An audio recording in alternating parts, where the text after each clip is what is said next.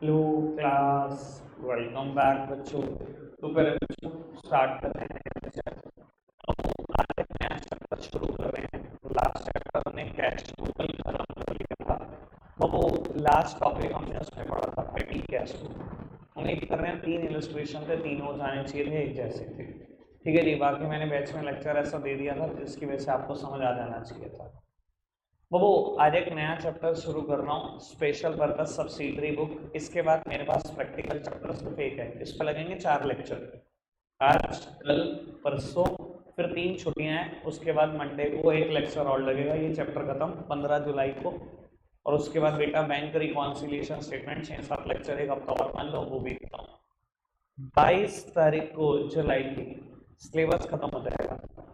सिर्फ theoretically chapter बचेंगे 2-3, वो भी उड़ा दूंगा इसी मंथ में। और पूरा अगस्त रिवीजन होगा प्रैक्टिकल चैप्टर्स का, जितना भी मतलब समय बचेगा, जब तक आपके हाथ में। अब आप उल्टी गिनती शुरू है। टेस्ट के बाद टेस्ट, थप्पड़ के बाद थप्पड़। ठीक है ना। और ध्यान रखना, ये बस कोर्स सिलेबस मैंने इतनी तेजी से खींचा, बस इस वजह से खींचा कि रिवीजन का टाइम अच्छा खासा बचे। ठीक है ना। और पूछ कर देख लेना किसी भी ट्यूशन में, मेरे से तेज सिलेबस किसी का नहीं चल रहा होगा, किसी का भी नहीं। ठीक है ना जी। सेम हालात 12th क्लास में भी हैं। 50% सिलेबस खत्म हो चुका था 30 जून को। उनका 30 सितंबर को सिलेबस खत्म हो जाता है बोर्ड तक का, 6 महीने। और फिर 6 महीने सब रिवीजन होता है। चलो खैर, मैं अपनी चर्चा को आगे बढ़ाता हूँ। बाबू, जब मैं कैश बुक चैप्टर करा रहा था ना, अगर बुक उठा के देख लेना, बुक में नाम है उसका book of original entry hyphen करके लिखा कैश बुक। बहुत सारी बुक में इसका नाम कैसे लिया, book of original entry hyphen करके लिखा है, स्पेशल पर्पस सब्सिडरी बुक्स। मतलब समझते हो बुक ऑफ ओरिजिनल एंट्री का इसका मतलब? मैंने तभी बताया था जर्नल एंट्री करा था बेटा। इसका मतलब होता है फर्स्ट ऑफ ऑल, सबसे पहले अगर कहीं पर रिकॉर्ड की जाती है तो कितनी बुक्स में की जाती है बेटा? कुल मिलाकर हमारे पास 6 बुक्स हैं। आप सामने देख रहे हैं बेटा, वो चैप्टर का इंट्रोडक्शन है, बेसिक है। कुल मिलाकर हमारे पास 6 बुक्स हैं बेटा।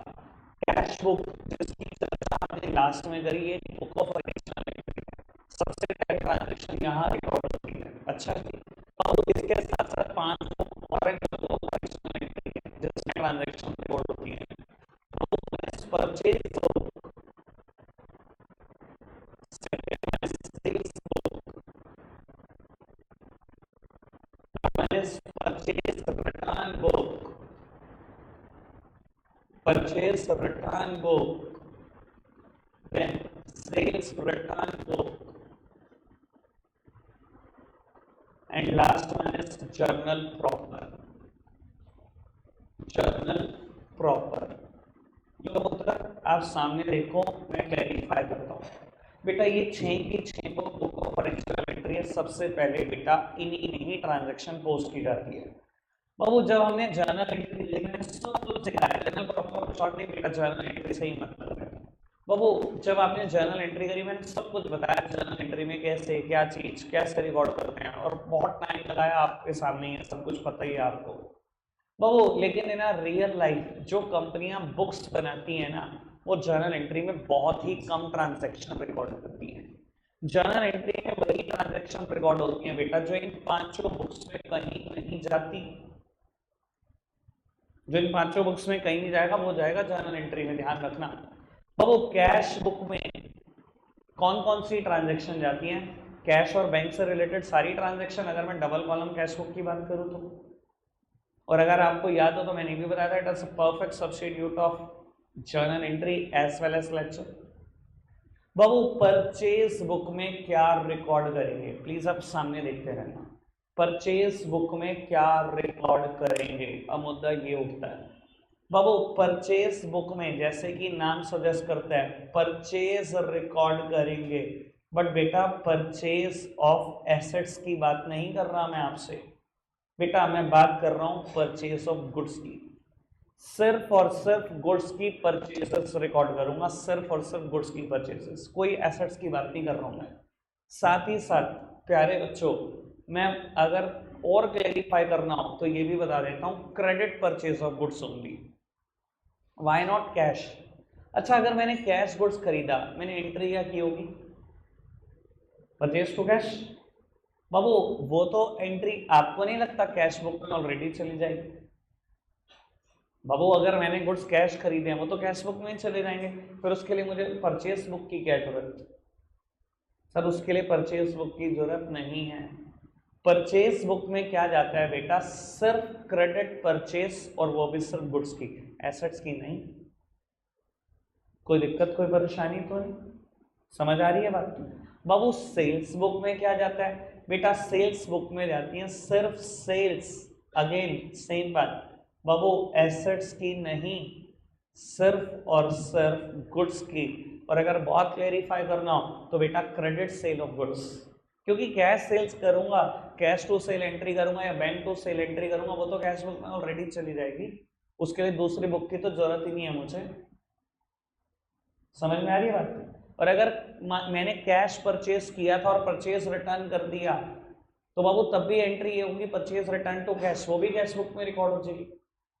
और अगर मैंने कैश सेल करी थी और सेल रिटर्न हुई तो बाबू मैंने एंट्री की होगी सेल रिटर्न टू कैश, वो भी कैश बुक में रिकॉर्ड हो जाएगी। यानी कि बेटा परचेज रिटर्न बुक और सेल रिटर्न बुक में वही रिटर्न रिकॉर्ड होती है जो उधार की परचेज होती है, उसी की रिटर्न रिकॉर्ड होती है। क्योंकि अगर नगद गुड्स खरीदा था, अगर वापसी कर दिया वो तो यहीं आ जाएगा, नगद गुड्स बेचा था उसकी रिटर्न हुई वो तो यहीं आ जाएगा। तो बाबू वो परचेज जो परचेज बुक में जाती है उसकी रिटर्न ही आती है परचेज रिटर्न बुक में। यानी कि अगर डायरेक्टली बोलना तो मैं बोल सकता हूँ उधार परचेज गुड्स किया हुआ, अगर उसकी रिटर्न होगी तो वो परचेज रिटर्न बुक में आएगी। सेम में बेटा सारी बात सेल रिटर्न के लिए भी है। अगर उधार गुड्स बेचा था और वापसी आ गया तो बाबू वो जाएगा सेल रिटर्न बुक में। कोई दिक्कत, कोई परेशानी तो नहीं? हर चैप्टर बड़े इंटरेस्ट के साथ शुरू करते हैं बच्चे, मैं इनके चेहरे देखता हूँ, पूरी क्यूरियोसिटी रहती है कि ये भी जान लें वो भी जान लें सब जान लें। उसके बाद जो रायता करते हैं अगले दिन से, एक छुट्टी, दो छुट्टी, तीन छुट्टी, उसके बाद पूछेंगे मैं कौन हूँ, मैं कहाँ हूँ, बैच में कौन सा चैप्टर चल रहा है, मुझे तो अकाउंट से नहीं आती। पर बहुत सारे बच्चों की कहानी है ये।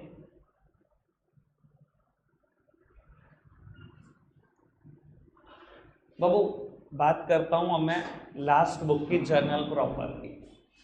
बेटा जर्नल प्रॉपर क्या है? कुछ और नहीं, जर्नल एंट्रीज। बेटा जो एंट्रीज इन पांचों बुक में रिकॉर्ड नहीं होंगी वो जाएंगी जर्नल प्रॉपर में। कुछ एग्जाम्पल भी दे देते हैं, और मेरे को लगता है यार तुमने इतनी जर्नल एंट्री मुझसे पढ़ी है कि दो चार एग्जाम्पल तुम भी दे सकते हो, दो चार मैं दूंगा, दो चार तुमसे भी पूछ लूंगा, ठीक है जी?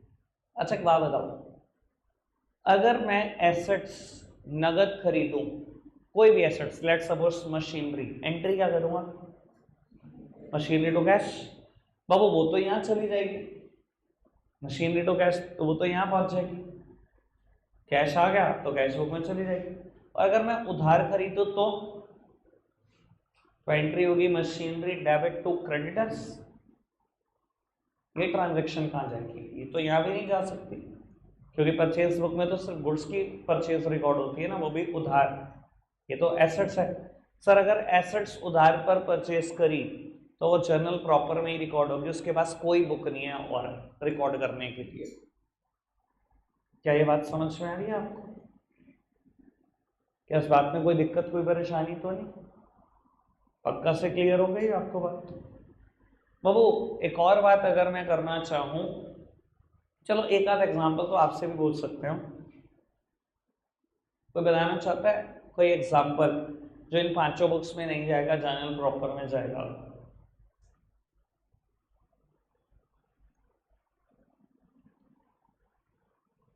कमाल कर रहे हो आप, अगर सोचोगे तो एग्जाम्पल बता सकते हो। क्या? ड्राइंग्स, एंट्री होगी ड्राइंग्स टू कैश, पहुंच गया कैश बुक। अगर ड्राइंग्स एंड गुड्स है तो जाएगी, एंट्री होगी drawings account debit to purchases, वो यहां पर पक्का चली जाएगी। बहुत बढ़िया एग्जांपल। और कुछ? मैं इतने सारे एग्जांपल हो सकते हैं कि जितने आप बैठे हुए उतने एग्जांपल हैं, तो ये मत कहो एग्जांपल नहीं है। हाँ सर, वेरी गुड, बहुत ही बढ़िया। बहुत बढ़िया। बैड डेट एंट्री होगी, दुनिया के सारे खर्चे सारे नुकसान डेबिट होते हैं, बैड डेट मेरा नुकसान है, एंट्री होगी बैड डेट टू डेटर। कहाँ जाएगा बैड डेट टू डेटर? और कोई रास्ता है बता दो मुझे, यहीं जाएगा। Depreciation on fixed assets entry क्या करोगे? डेप्रिसिएशन अकाउंट डेबिट, दुनिया के सारे खर्चे सारे लॉस डेबिट होते हैं, तो फिक्स्ड एसेट्स कहाँ जाएगा बाबू? ये भी यहीं जाएगा, जर्नल प्रॉफिट। तो बाबू वो ट्रांजैक्शन धीरे धीरे आपको जब मैं सारी बुक्स बनाऊंगा सारे एग्जांपल मिलते रहेंगे, वो ट्रांजैक्शन जो किसी भी बुक्स का पार्ट नहीं होती वो बेटा पार्ट बन जाती है जर्नल प्रॉपर का। ये भी तो बात समझ में आई नहीं होगी, कोई दिक्कत कोई परेशानी तो नहीं? आगे बढ़ जाए बाबू। आज मैं सिर्फ परचेज बुक कराऊंगा, लेकिन मैं बता देता हूं कल का मेरा टारगेट क्या होगा। कल ये तीनों बुक्स खत्म हो जाएंगी एक ही दिन में, क्योंकि एक का फॉर्मेट अगर आपने अच्छे से समझ लिया तो अगले तीनों के फॉर्मेट बिल्कुल सेम है। ठीक है जी, आज मैं सिर्फ एक बुक कराऊंगा, कल मैं तीनों बुक्स खत्म कर दूंगा। ठीक है, उसके बाद बाबू 2-3 दिन और लगेंगे सब क्वेश्चन की प्रैक्टिस कराने में, टोटल 4 ही लेक्चर लगाने हैं इस चैप्टर पर। ठीक है पुत्र, आओ परचेज बुक स्टार्ट करते हैं विद फॉर्मेट। मैं क्वेश्चन बुक का ही करूंगा, अभी पढ़वाऊंगा नहीं, पहले फॉर्मेट बताता हूं बेटा आपको, इसका फॉर्मेट कैसा है। ठीक है, आप मेरी तरफ देखेंगे बेटा, फॉर्मेट बहुत लंबा चौड़ा है, इसलिए आप वर्टिकल नोटबुक का इस्तेमाल नहीं करेंगे बेटा। आप फॉर्मेट ऐसे नहीं बनाना, 10 कॉलम है, purchase book, cell book, purchase return book, cell return book, मुझे इस फॉर्मेट में चाहिए। हॉरिजॉन्टल, वर्टिकल मत बनाना, नहीं आएगा पूरा। ठीक है जी, एक काम करो, सिर्फ 2 मिनट के लिए फॉर्मेट भी मत बनाओ, ऐसा होगा ना गलती हो जाएगी बेटा। आप मेरी तरफ देखो, पहले मैं क्लेरिफाई कर दूं कितना बड़ा फॉर्मेट है बाबू। सबसे पहला कॉलम डेट, इतना ही स्पेस छोड़ना कि डेट लिख पाओ बाबू, प्लीज सामने देखो।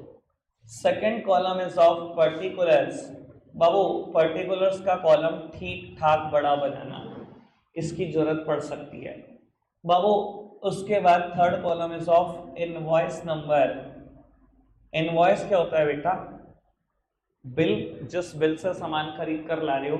मैं फिलहाल परचेस बुक का फॉर्मेट बता रहा हूँ, तो मैं सामान खरीद कर ला रहा हूँ, मान लो मोहन से सामान खरीद कर ला रहा हूँ, तो मोहन ने कोई तो बिल काट कर दिया होगा ना मुझे, मान लो उसकी बिल बुक में नंबर है 3714, तो बाबू मैं यहाँ लिखूंगा कि 3714 इनवॉइस नंबर से मैंने सामान खरीदा। सबसे पहला column date, then particular, then invoice number. Fourth column is of LF, ledger folio बाबू, आपको पता है कॉलम यूजलेस है। देन बेटा fifth column is of details, fifth column is of details बाबू। Sixth column is of purchases, seventh column is of input CGST। भाई अगर goods खरीद कर लाऊंगा, आपको भी पता है सरकार मुझे उस टैक्स की छूट देती है जो मैं परचेज पर देकर आता हूँ, और उसको मैं रिकॉर्ड करता हूँ इनपुट CGST, इनपुट SGST या इनपुट IGST के नाम से। तो बाबू मैं तीनों कॉलम बनाऊंगा, इनपुट CGST का मैंने बना दिया कॉलम, इनपुट SGST का भी कॉलम बनाऊंगा, इनपुट IGST का भी कॉलम बनाऊंगा, और last column is of total. बेटा टोटल 10 कॉलम हैं और सबका अपना अपना लॉजिक है होने का। ठीक है जी, टोटल 10 कॉलम है, आखिरी के 5 कॉलम बहुत आसानी से याद रहते हैं बाबू, कुछ है ही नहीं। परचेस, तीनों इनपुट और टोटल। शुरू के 5 डेट पर्टिकुलर हमें वैसे भी याद रहता है, डेट पर्टिकुलर LF अमाउंट हमारे दिमाग में छा चुका है लेजर के हिसाब से, बस यहाँ थोड़ा सा चेंज है, date particular, invoice number, LF और डिटेल्स है। ठीक है जी, किस कॉलम का क्या इस्तेमाल है अगर नहीं भी समझ में आया तो एक क्वेश्चन के साथ समझ में आ जाता है। ठीक है जी, मुझे क्वेश्चन करने तो फिर मैं आपसे कराऊंगा एक आध क्वेश्चन, आप सामने देखते रहे। ठीक है जी बाबू, प्लीज सामने देखते रहना, इस क्वेश्चन से पूरी परचेस बुक 100% क्लियर हो जाएगी। ठीक है, पढ़ते हैं। Enter the following transaction in the purchase book of Pawan electric store, new Delhi, assuming CGST and SGST 6% each. बाबू आप किसकी परचेस बुक बना रहे हो? पवन इलेक्ट्रिक स्टोर की। इलेक्ट्रिक का सामान खरीदता है, नई दिल्ली की फर्म है। ये बताना क्यों जरूरी है कि वो नई दिल्ली की फर्म है? बेटा अगर इंटर स्टेट गुड्स खरीद कर लाए तो इनपुट आईजीएसटी मिलेगा 12%, और अगर दिल्ली से ही खरीदा है सारा सामान तो सीजीएसटी और एसजीएसटी 6% इनपुट। कोई दिक्कत कोई परेशानी तो नहीं? आगे बढ़ते हैं बाबू। सिर्फ पहले पढ़ेंगे, सारे काम धंधे छोड़ दो, पहले पढ़ेंगे बाबू। कहते हैं zone 2 purchase goods from Surya electric store Chandni Chowk Delhi on credit. उधार पर गुड्स खरीदा। क्या परचेज बुक में सिर्फ उधार परचेजेस ही जाती हैं? हाँ तो बढ़िया, उधार खरीदा तो जाएगा परचेज बुक में, बिल्कुल रिकॉर्ड करेंगे इसको। इनवॉइस नंबर है बेटा 480। इनवॉइस नंबर का हमने कॉलम बनाया हुआ है, वहां पर लिख देंगे 480। क्या क्या खरीदा आपने? 40 tube lights 500 each, 15 table fans 2000 each. ठीक है, सामान खरीद लिया आपने कुछ। कहता है ट्रेड डिस्काउंट भी है 20%। ओके पुत्र, कोई दिक्कत नहीं।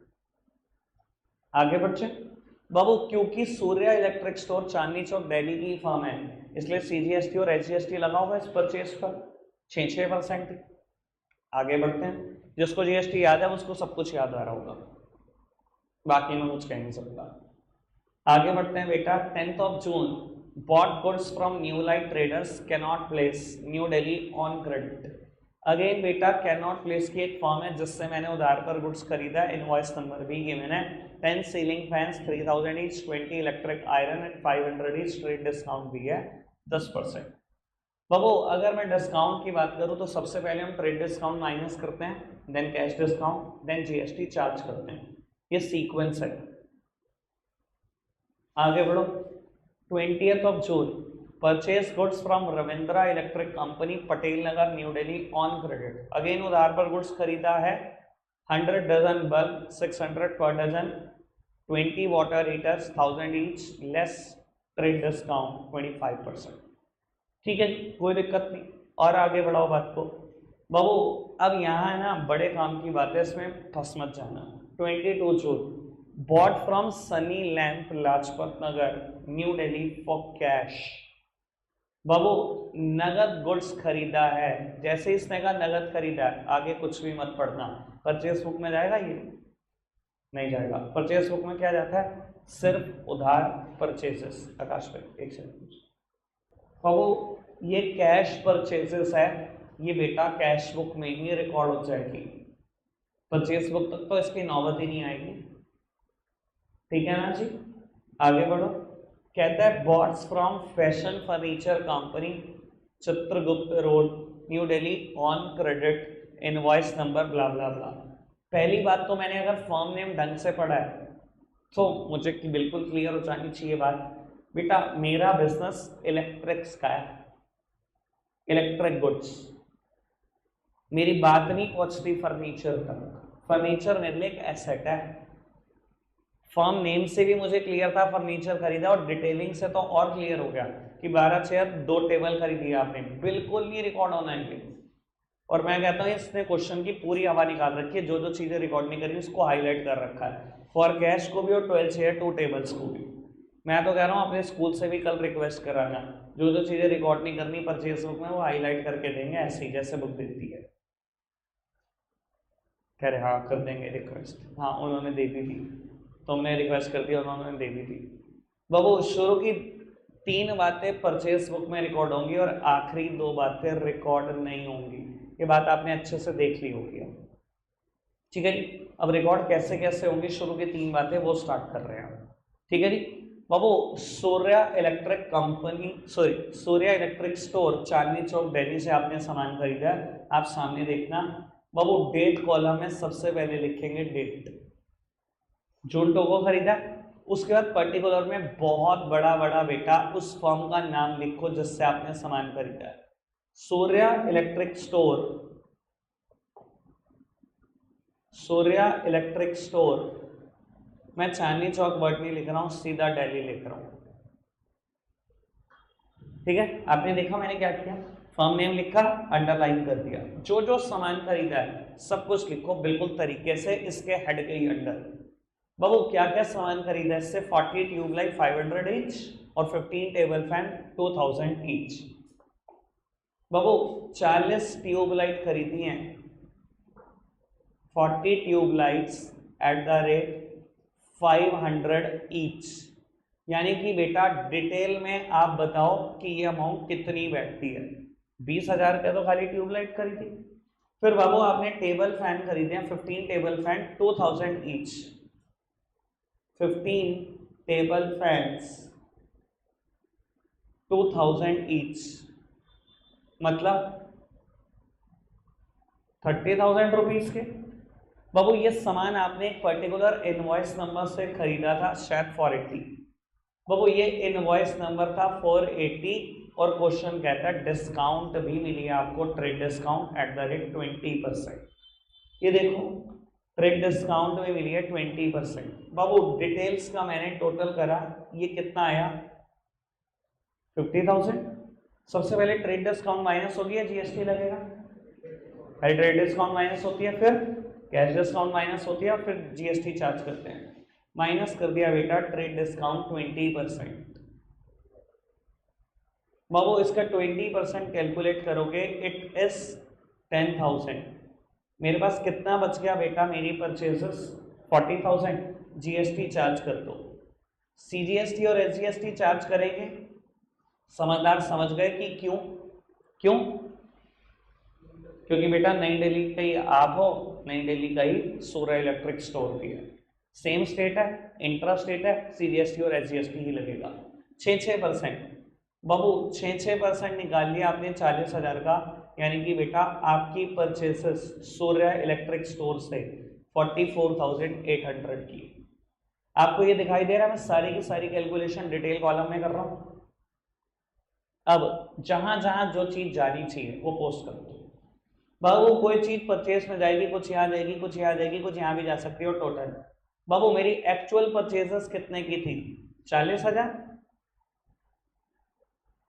भाई जर्नल एंट्री करते हैं परचेज के सामने क्या लिखते, 40 तो लिखते, जो टीडी माइनस करने के बाद आता है। बाबू जीएसटी दोनों इनपुट कितने के हैं 2400। जब सीजीएसटी एसजीएसटी लग गया, जीएसटी नहीं लगेगा। और टोटल कितना है बेटा पूरी परचेज का, ठीक है। तो बाबू सारा का सारा रोल डिटेल कॉलम का है, उसके बाद यहां से उठाकर तो बस लिखना ही लिखने वाली बात है, ठीक है जी। और बाबू अगर ये एक ही लाइन मार दो बिल्कुल आखिरी में तो उससे अच्छा कुछ भी नहीं, कोई दिक्कत तो नहीं। आगे बढ़ सकते हैं, चलो जी आगे बढ़ाते हैं बात को। बाबू एक नई फर्म ने बेटा कहता है 10 जून को गुड्स खरीदा न्यू लाइट ट्रेडर नई दिल्ली से। इनवॉइस नंबर है बेटा 2310। डेट कॉलम में date, new light traders Delhi, invoice number is 2310। Sir इसको अंडरलाइन कर दो।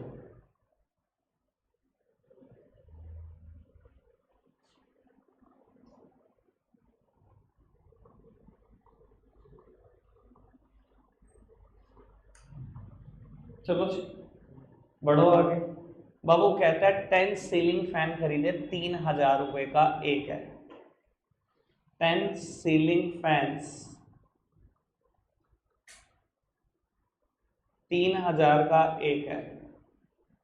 बाबू डिटेल कॉलम में 30,000। आगे बढ़ो। 20 electric irons 500 each. 20 electric irons 500 each कितने की बेटा 10,000। उसके बाद टीडी होगा बेटा, टीडी है 10%। बाबू 40,000 ये टोटल आ गया, माइनस कर दो टीडी 10%, माइनस कर दिया बेटा इट इज 36,000 प्लस कर दो जीएसटी। सीजीएसटी एसजीएसटी चार्ज करो या आईजीएसटी? क्यों? क्योंकि इंट्रा स्टेट परचेज है, न्यू दिल्ली है, दोनों की दोनों फॉर्म, आप खुद भी न्यू दिल्ली के हो और बेटा सामने वाली फॉर्म भी न्यू दिल्ली की है, ठीक है जी। अब वो 6% चार्ज कर दो, 6%। बाबू मैंने कैलकुलेट किया 6% कितना है, अब आप वो कर दो टोटल।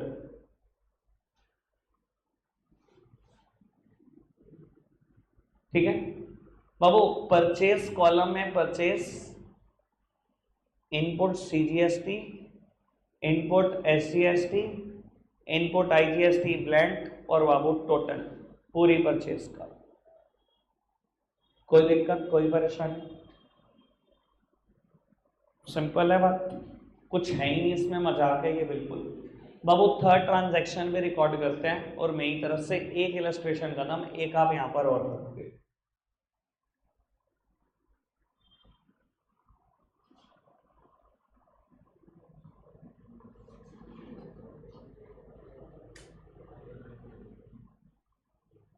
चलो चलो बाबू, कहता है purchase goods from Ravindra electric company, ये 20 जून की परचेस है। Ravindra electric company, Patel Nagar, new Delhi, on credit, invoice number है 1508। चलो जी कोई नहीं, 20 जून।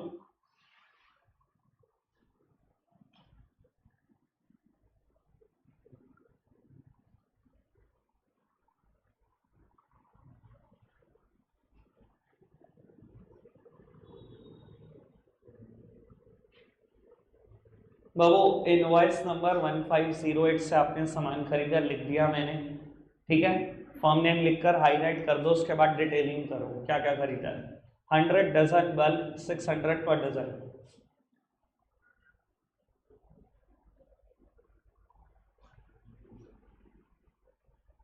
ठीक है बाबू, 100 डजन बल्ब खरीदे, 600 पर डजन है रेट, तो बाबू 60,000 का सामान तो यही हो गया। आगे बढ़ो, 20 वाटर हीटर्स, 1000 ईच।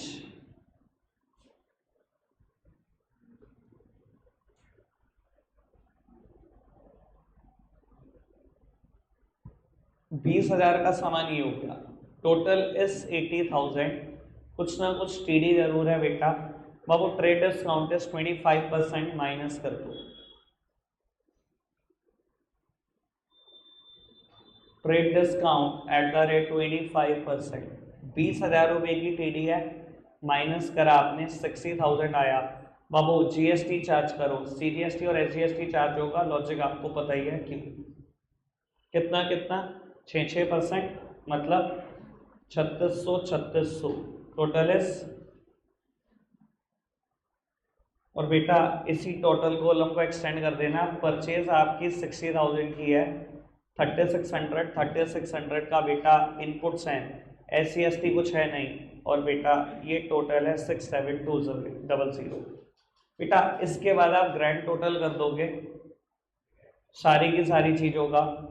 बाबू ये इसमें ना कोशिश करना कि डिटेल कॉलम में टोटल ना करो आप, बाकी सब कॉलम का कर देना। 60, 36 और जो भी ऊपर लिखा है वो टोटल, तीनों इनपुट सीजीएसटी का, तीनों इनपुट एसजीएसटी का, आईजीएसटी में कुछ आया नहीं, और तीनों का तीनों टोटल का भी टोटल खत्म। ये 25 बुक है, सिंपल है। इलस्ट्रेशन नंबर 2 स्टार्ट कर दो, कोई प्रॉब्लम आती है देखते हैं, थोड़ा स्पीड बढ़ाकर करना।